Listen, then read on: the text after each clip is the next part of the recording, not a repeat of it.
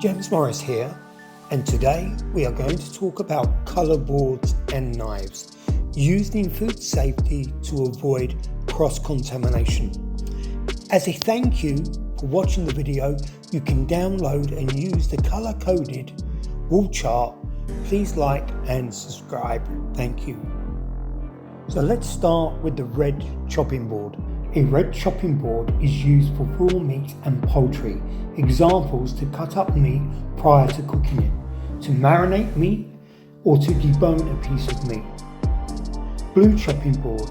You should use a blue chopping board for raw fish, including shellfish, for example prawns, squid, mussels, cod, haddock, tuna and salmon. Yellow chopping board. A yellow chopping board is used for cooked meat and poultry.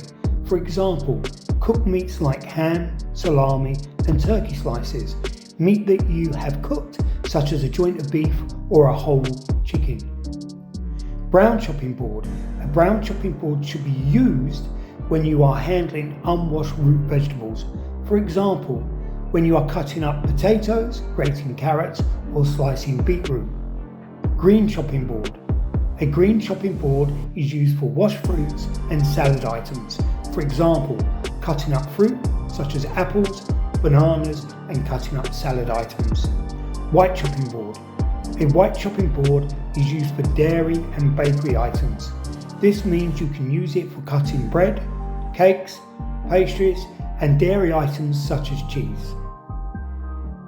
That brings me to another short food safety training video. Don't forget to download your free food safety training colour-coded wall chart. If you found this video helpful, please like and subscribe, and thank you for watching.